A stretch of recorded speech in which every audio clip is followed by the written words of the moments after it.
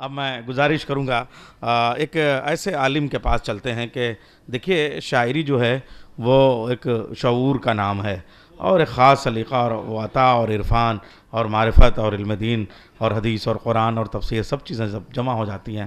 یہ الگ بات ہے کہ غالب ندیم دوست سے آتی ہے بوئے دوست. میں سوچ رہا تھا کہ غالب نے مصرع کیوں کہا تو بعد میں پتہ چلا کہ ایک ایسا عالم دین ہوگا جس کو دوستی کی بنیاد پہ تم ندیم کہہ سکتے ہو. تو وہ پڑھا تھا غالب کا شعر کبھی بعد میں، مگر سمجھ میں آیا مولانا ندیم اصغر صاحب کو سننے کے بعد میں اس وقت ایک غالب کا یہ والا ہے کہ مشغول حق ہوں بندگی ابو تراب میں، اس میں نے ایک سلام کا بھی کہا تھا. تو وہ اور سارے شعر تو یاد نہیں ہیں مگر مقطع یاد ہے جس کو اس وقت میں پیش کرتا ہوں. اور غالب کی اس زمین میں بہت سارے شعراء نے منقبتیں کہیں لیکن بین اور سلام اور نوحے کے اعتبار سے کم شعر کہے گئے. میں نے سلام کہا اور کربلا کے حوالے سے کہا، اور کربلا میں وہ مقطع میں یہاں پیش کر دے رہا ہوں. دو مقطع میں پیش کرتا ہوں اپنے اور ان کو آواز دیتا ہوں. ایک غالب کے مصرے پہ مصرع لگاتے ہوئے، ایک میرنیس کے. غالب کے مصرے پہ میں نے مصرع لگایا تھا کہ نیر میرے قلم پہ ہے غالب غم حسین. سرکار نیر میرے قلم پہ ہے غالب غم حسین، مشغول حق ہوں بندگی ابو تراب میں. نیر میرے قلم پہ ہے غالب غم حسین، نیر میرے قلم پہ ہے غالب غم حسین، مشغول حق ہوں بندگی ابو تراب میں. یا وہ جو خدائے سخن کی معرکۃ الارا زمین ہے اور وہ سلام ہے کہ صاحب خبر کرو میرے خرمن کے خوشا چینوں کو. اس میں نے ایک مقطع کہا تھا کہ نیر سلام کر لے مزار انیس کو، نیر سلام کر لے مزار انیس کو، یا آسمان سلام کر لے مزار انیس کو نیر. ہاں دیکھیں زمین غالب والی ہے، اس میں مصرع کہنے لگا. اب انیس والی زمین میں جانا چاہیے. اتنی دیر سے میں اسی میں کھویا ہوں اور لگ رہا ہے اس میں کوئی نیا مصرع ہو رہا تھا. سلام کر لے مزار انیس کو نیر. ہم لوگ کو جست مارنا پڑتا ہے، غالب میں کھوئے ہوئے تھے اور غالب پکڑے ہوئے تھے. اب انیس کی بارگاہ میں چلتے ہیں کہ سلام کر لے مزار انیس کو نیر، یہ آسمان بنا دیتے ہیں زمینوں کو. سلام کر لے مزار انیس کو نیر، سلام کر لے مزار انیس کو نیر، سلام کر لے مزار انیس کو نیر، یہ آسمان بنا دیتے ہیں زمینوں کو. اچھا یہ دو ہمارے لکھنؤ کے ایسے شعراء کہ جن کے مرثیوں کو پڑھنے کی وجہ سے آج ہم لوگ زیارت کر رہے ہیں. اگر انیس اور دبیر کو نہ پڑھا ہوتا تو آج شاعری نہ کر پاتے، اور اگر آج شاعری نہ کر پاتے تو کم سے کم ہم یہاں بحیثیت شاعر نہ بلائے جاتے. اور وہ دونوں حضرات یہاں کربلا کی زیارت کو نہیں آ سکے، اس لیے میں مرزا دبیر کی زمین میں نے ایک سلام کہا تھا اور اس کے مقطع کا شعر پیش کرتا ہوں. اور یاد رکھیے گا میں پھر کہہ رہا ہوں، میں اس لیے کہہ رہا ہوں کہ اس میں ایک ہی ایک مصرع میرا ہے. پہلا مصرع میرا تھا، دوسرا مصرع غالب کا. پھر پہلا مصرع میرا تھا، دوسرا مصرع میرنیس کا. پہلا مصرع میرا ہے، دوسرا مصرع مرزا دبیر اللہ مقامہ کا ہے. مصرع میں کہتا ہوں کہ عجیب و غریب انداز کا ہے کہ صاحب وہ تھا کہ حیدر کہاں کہاں اور اکبر کہاں کہاں، ان کا بہت مشہور ہے. اس زمین میں نے سلام کہا اور مقطع آپ کی خدمت میں پیش کر رہا ہوں کہ گوشے بھی دے دیے ہیں، گوشے بھی دے دیے ہیں زمین دبیر نے، گوشے بھی دے دیے ہیں زمین دبیر نے، ورنہ اڑان بھرتا میں نیر کہاں کہاں. گوشے بھی دے دیے ہیں زمین دبیر نے، گوشے بھی دے دیے ہیں زمین دبیر نے، ورنہ اڑان بھرتا میں نیر کہاں کہاں. آئیے ان بزرگ اساتذہ کی ان زمینوں میں سیر کرتے ہوئے ہم اس زمین پہ آتے ہیں جس کی وجہ سے زمینیں زندہ ہیں، سرزمین کربلا محلہ پہ. میں گزارش کروں گا، مجھے فخر ہے، ان کے بڑے حوالے ہیں. میں نے بتایا وہ پورا خاندان اور اس کے علم خدمات، وہ پورا سلسلۃ الذہب عرفانیات کا. مگر اس وقت میرے لیے یہی بہت فخر کی بات ہے کہ میرے دوست ہیں اور اس دوستی کا جواز میں نے غالب سے لیا ہے. اس لیے میں گزارش کر رہا ہوں جناب مولانا سید ندیم اصغر زیدی صاحب سے وہ تشریف لے آئیں. شریعت کو شعریت میں بدل رہا ہوں. جو ابھی بالکل محفل میں بیٹھے ہوئے میں نے کہیں اور ہاتھ پہ ہی لکھے کہ کربلا آیا ہوں غازی کی عنایت کے لیے، کربلا آیا ہوں. میں ابھی تک سیریا کی زیارت نہیں کر سکا ہوں. اس کے تناظر میں یہ ملاحظہ فرمائے کہ کربلا آیا ہوں غازی کی عنایت کے لیے، روضہ زینب پہ جانے کی اجازت کے لیے. کربلا آیا ہوں غازی کی عنایت کے لیے، روضہ زینب پہ جانے کی اجازت کے لیے. کربلا آیا ہوں غازی کی عنایت کے لیے، روضہ زینب پہ جانے کی اجازت کے لیے. ثانیہ زہرا بنایا ہے تجھے اللہ نے، ثانیہ زہرا بنایا ہے تجھے اللہ نے، تیری مدحت کے لیے قرآن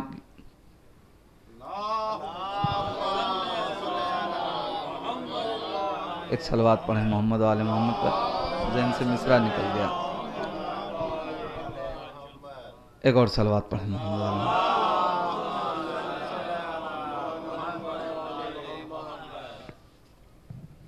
ثانیہ زہرا بنایا ہے تجھے اللہ نے، سورہ کوثر پڑھوں میں تیری مدحت کے لیے، ثانیہ زہرا بنایا ہے تجھے اللہ نے، سورہ کوثر پڑھوں میں تیری مدحت کے لیے، ثانیہ زہرا بنایا ہے تجھے اللہ نے، سورہ کوثر پڑھوں میں تیری مدحت کے لیے،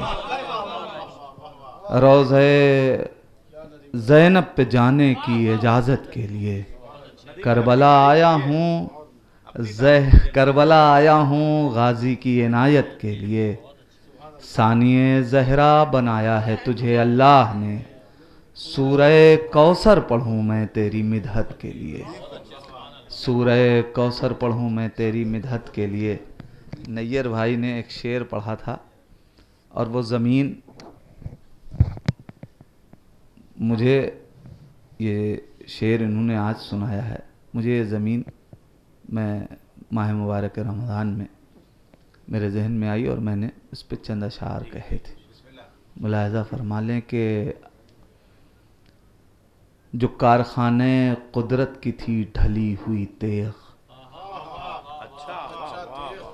جو کارخانے قدرت کی تھی ڈھلی ہوئی تیغ، علی کے ہاتھ میں آئی تو پھر علی ہوئی تیغ، علی کے ہاتھ میں آئی تو پھر علی ہوئی تیغ،